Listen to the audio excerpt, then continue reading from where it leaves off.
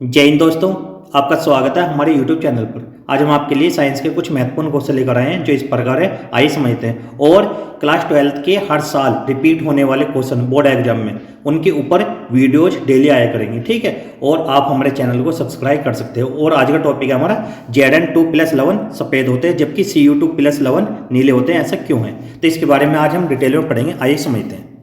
आज का जो हमारा क्वेश्चन है उसके बारे में पढ़ते हैं। सबसे पहले समझना है यहाँ पर ये क्वेश्चन क्या है। Zn2+11 सफ़ेद होते हैं जबकि Cu2+11 नीले होते हैं, ऐसा क्यों है। इसके बारे में देखो यहाँ पर क्या है। एक तो Zn का मतलब क्या है, जिंक। फिर क्या है यहाँ पर Cu क्या होता है, कॉपर। यहाँ पर इन्हें भी ध्यान रखना कि 2 है, यहाँ पर 3 है। यहाँ पर हो सकता है कि 1 भी हो सकता है, यहाँ पर 2 या 3 कितने भी हो सकते हैं। यहाँ पर जितने भी आयन है, यहाँ पर कितने आयन है, 2 आयन है यहाँ पर भी। और इसमें भी कितने आयन है, 2। तो इन चीज़ों का ध्यान रखना कि कितने आयन है, सबसे पहले इन चीज़ों पर फोकस करना, ठीक है। Zn कौन से नंबर पर आता है, इस चीज़ को देखेंगे। Zn इसका जो परमाणु क्रमांक है वो कितना, 30। इसके बाद हम क्या करेंगे, इलेक्ट्रॉनिक विन्यास। सबसे पहले Zn का इलेक्ट्रॉनिक विन्यास क्या होता है, जो पहली क्लास में कितने इलेक्ट्रॉन आएंगे, 2। फिर दूसरी क्लास में S और P आता है, ठीक है। तीसरी क्लास में S P D और चौथी में S से स्टार्टिंग होता है, ठीक है। यहां पर समझना, देखो पहली क्लास में कितने इलेक्ट्रॉन है, S में 2। दूसरी में S में हमेशा 2 ही इलेक्ट्रॉन आते हैं, P में 6, इससे ज्यादा नहीं आनेंगे। और उसके बाद तीसरी क्लास स्टार्टिंग हो जाएगी। यहाँ पर S में कितने हैं, हमेशा 2 इलेक्ट्रॉन, P में कितने 6 और D में हमेशा 10 इलेक्ट्रॉन्स आते हैं। उसके बाद चौथी क्लास स्टार्टिंग हो जाएगी।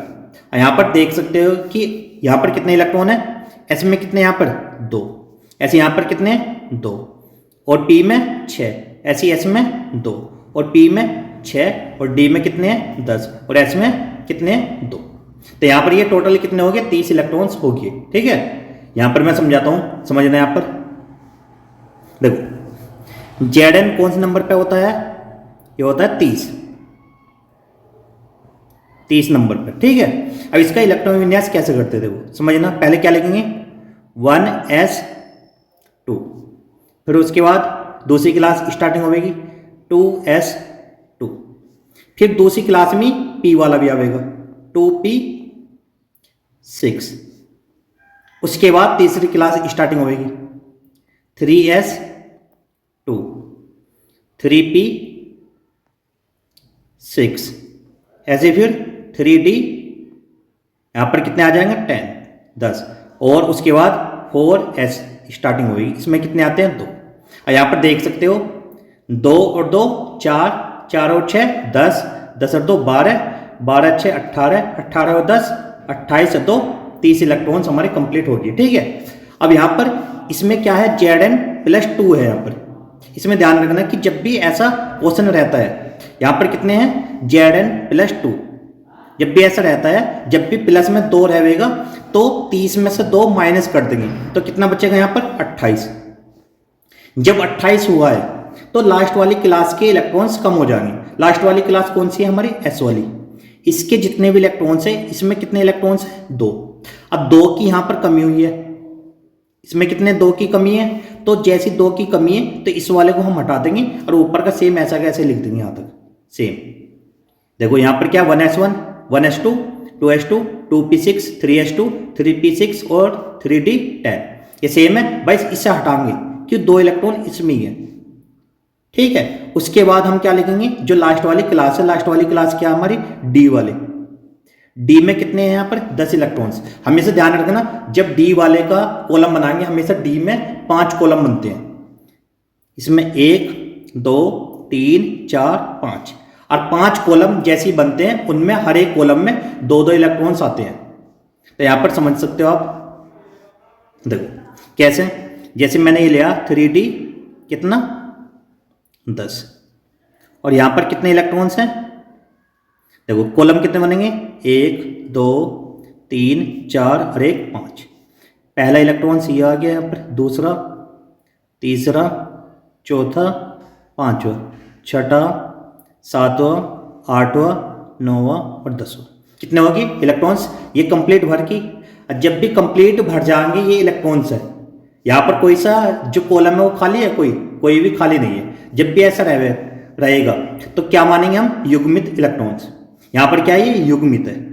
युग्मित का मतलब क्या है, पूर्ण रूप से भरा हुआ। जब भी ऐसा रहता है तो उसे या तो सफेद बोलेंगे या रंगहीन, कि कोई भी रंग ना हो। जब रंग नहीं होता तो उसे बोलते हैं सफेद, जब भी ऐसा रहेगा। ठीक है, अब इसमें देखना कि Cu का जो परमाणु क्रमांक है वो कितना, 29 है यहाँ पर। तो यहाँ पर फिर से ऐसे ही करेंगे इलेक्ट्रॉन विन्यास। क्या आएगा यहाँ पर, 1s2, 2s2, 2p6, 3s2, 3p6 और 3d10 और यहाँ पर 4s1। ध्यान रखना S वाले में एक इलेक्ट्रॉन आवेगा और D वाले में हमेशा 10 रहेंगे। इस वाले में जब भी ये Cu, ये क्या अपवाद है यहाँ पर। ठीक है, तो इसी पे क्वेश्चन हमेशा बनता है। अब यहाँ पर देखना कि इसमें कितने इलेक्ट्रॉन्स की कमी आवेगी। यहाँ पर कितने हैं, प्लस में 2, तो 29 में 2 चले जाएंगे, कितने बचेंगे, 27।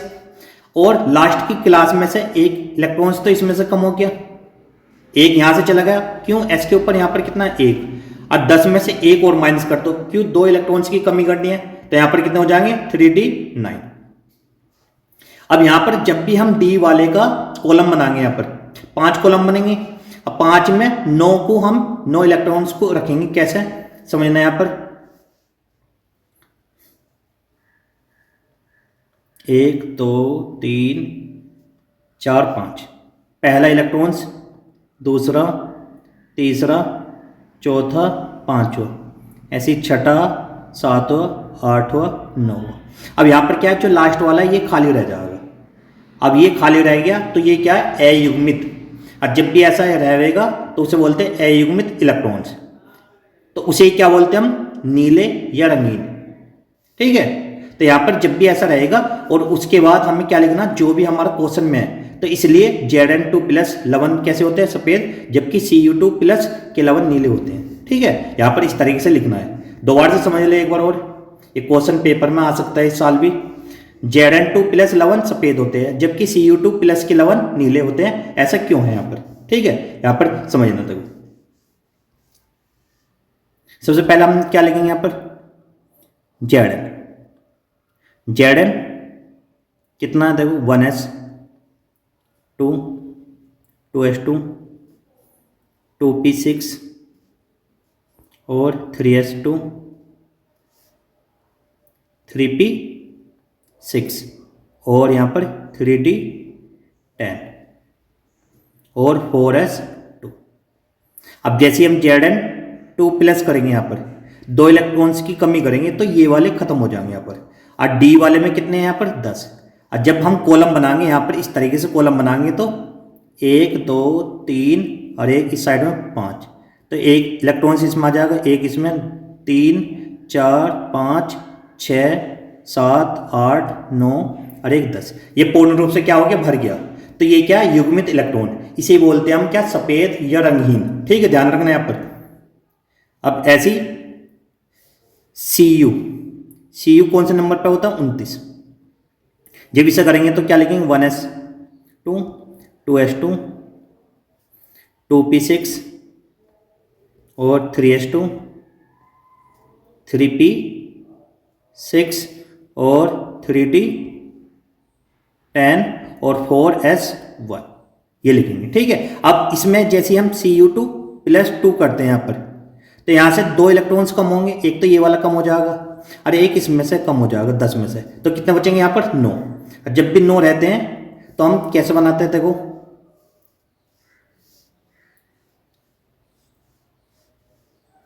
इस तरीके से। ठीक है, पहला इलेक्ट्रॉन सी आ गया, दूसरा, तीसरा, चौथा और पांचवा, छठा, सातवां, आठवां और नौवां। यहाँ पर क्या है, एक कॉलम खाली है एक इलेक्ट्रॉन्स की कमी की वजह से। ठीक है, तो यहाँ पर क्या लिखेंगे, अयुग्मित इलेक्ट्रॉन। जब भी अयुग्मित इलेक्ट्रॉन्स रहेंगे तो उसे बोलते हैं हम या तो नीले या रंगीन। रंगीन का मतलब क्या, कलरफुल, कोई से भी कलर हो सकता है। ठीक है, यहाँ पर इस तरीके से। और उसके बाद जो भी हमारा क्वेश्चन में पूछा गया उसे लिख देंगे। इसलिए जैसे यहाँ पर क्या है, देखो क्वेश्चन में क्या बोला है, यहाँ पर Zn2 प्लस लवन सफेद होते हैं, जबकि Cu2 प्लस के लवन नीले होते हैं। ऐसा क्यों है, तो यहाँ पर हमने क्या लिखा लास्ट में, इसलिए Zn2 प्लस लवन सफेद होते हैं, जबकि Cu2 प्लस के लवन नीले होते हैं। भाई इतना करना है। ठीक है, और आज की वीडियो को यहीं पे समाप्त करते हैं। और वीडियो अच्छी लगी हो तो वीडियो को लाइक और चैनल को सब्सक्राइब जरूर करना। और ऐसी वीडियो आप देखना चाहते हो तो हमारे चैनल को सब्सक्राइब कर देना, और हम डेली ऐसी वीडियो ही बनाते रहेंगे। ठीक है, और सभी बच्चों का थैंक्स।